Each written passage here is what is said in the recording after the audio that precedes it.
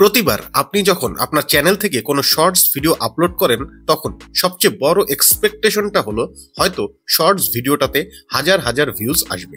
ছোট কোনো content ক্রিয়েটরের channel থেকে শর্টস আপলোড করা হলে প্রাথমিকভাবে কিছু ভিউজ আসার পর যখন আপনার মনে হতে থাকবে এই তো আমার শর্টস ভিডিওটা ভাইরাল হতে যাচ্ছে, ঠিক তখনই সাডেনলি দেখবেন একটা জায়গায় এসে ভিউজ আটকে গেছে। ছোট কন্টেন্ট ক্রিয়েটরদের জন্য এটা কিন্তু মোটেও অবাক করা বিষয় নয়। বিশেষ করে শর্টস ভিডিওর ক্ষেত্রে প্রায় প্রতিবারই একই ঘটনা ঘটে চলেছে। আপনার সাথে এটা ঘটছে কিনা জানি না, তবে আমার চ্যানেলের খুবই কমন একটি ইনসিডেন্স হলো এটা।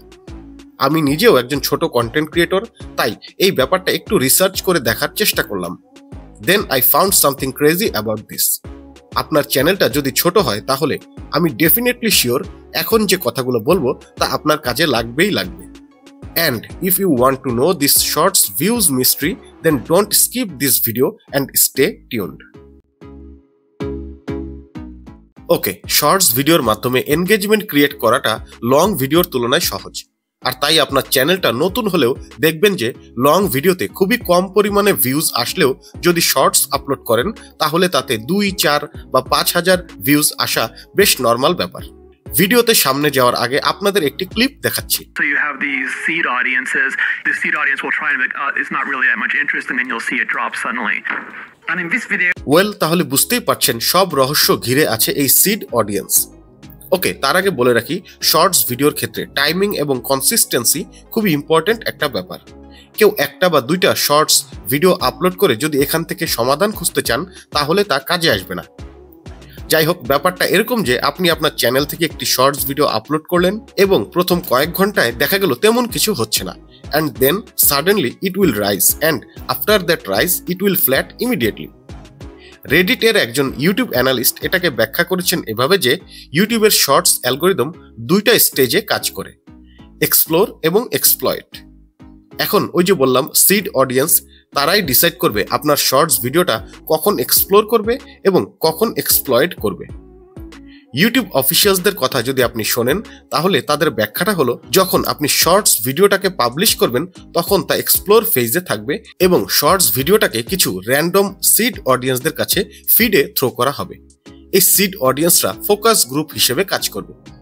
তবে এখানে একটা বড় সমস্যা রয়েছে, আর তা হলো আপনার চ্যানেলটা যদি ছোট হয় তাহলে এই সিড অডিয়েন্সরা হয়তো আপনার টার্গেট অডিয়েন্স নাও হতে পারেন, তারা হতে পারেন কেবল র্যান্ডম কোনো অডিয়েন্স। আর এখানেই স্ট্র্যাটেজি কথাটা সামনে চলে আসে। স্ট্র্যাটেজি কথাটা বলার কারণ হলো এখানে ট্যাগ এবং কিওয়ার্ড এই দুটো গুরুত্বপূর্ণ হতে পারে, কারণ এই সিড অডিয়েন্সকে অ্যালগোরিদম তখনই অ্যাপ্রোপ্রিয়েট ভাবে পিক আপ করবে যখন আপনার চ্যানেলের শর্টস ভিডিওটাতে ট্যাগ এবং কিওয়ার্ড খুবই প্রপার ভাবে ইউজ করা হবে। অর্থাৎ আপনি যদি অ্যালগোরিদমকে হেল্প করতে পারেন সিড অডিয়েন্স হিসেবে আপনার টার্গেট অডিয়েন্স সিলেক্ট করতে, তাহলে তা আপনার শর্টস ভিডিওর জন্য লটারি লেগে যাওয়ার মতো হবে। অর্থাৎ সিড অডিয়েন্সদের কাছ থেকে যদি শর্টস ভিডিওটা ভালো রেসপন্স পায় তাহলে তাতে ভিউজ আসার সম্ভাবনা অনেক বেড়ে যাবে। যাই হোক, এই সিড অডিয়েন্সদের কাছ থেকে রেসপন্স নেওয়ার পর অ্যালগোরিদম আপনার শর্টস ভিডিওটাকে নেক্সট স্টেজ অর্থাৎ এক্সপ্লয়েটে পুশ করবে।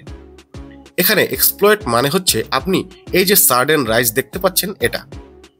ইনিশিয়ালি সিড অডিয়েন্সদের কাছ থেকে ভালো রেসপন্স পেলে এক্সপ্লয়েটের পরিমাণ বাড়তেই থাকবে, আর যদি রেসপন্স খুব একটা ভালো না হয় তাহলে অল্প কিছু সময় এক্সপ্লয়েট থাকার পর ভিউজ পুরোপুরি ফ্ল্যাট হয়ে যাবে। যেই সময়টা চ্যানেলে অডিয়েন্সরা সবচেয়ে বেশি অ্যাক্টিভ থাকে সেই সময় শর্টস ভিডিও আপলোড করে দেখা যেতে পারে, তাহলে সিড অডিয়েন্সদের টার্গেট অডিয়েন্সে কনভার্ট করা কিছুটা সহজ হতে পারে। আর আরেকটা কথা ইউটিউব অফিসিয়ালসরা সবসময় বলে থাকেন, যত বেশি আপলোড করা হবে অ্যালগোরিদমের কাছে চ্যানেলটা ততটাই পরিচিত হতে থাকবে, ফলে তখন সিড অডিয়েন্স পিক আপ করা অ্যালগোরিদমের জন্য কিছুটা সহজ হয়। আমি এই কথাগুলো এই কারণে বলছি যে আমার চ্যানেলেও সেম সমস্যা দেখা গিয়েছে, আর আমি এখন থেকেই এই টিপসগুলো কাজে লাগাচ্ছি এবং সম্ভবত খুব দ্রুতই এর ফলাফল পাবো। আপনার কাছে শর্টসের এই ধরনের অ্যালগোরিদম কেমন লাগলো তা নিচে কমেন্ট করে জানাতে ভুলবেন না। ভিডিওটা সম্পর্কে কোনো কোশ্চেন থাকলে সেটাও আমাকে জানাতে পারেন। পরের ভিডিও দেওয়ার আগ পর্যন্ত সবাই ভালো থাকবেন। আল্লাহ হাফিজ।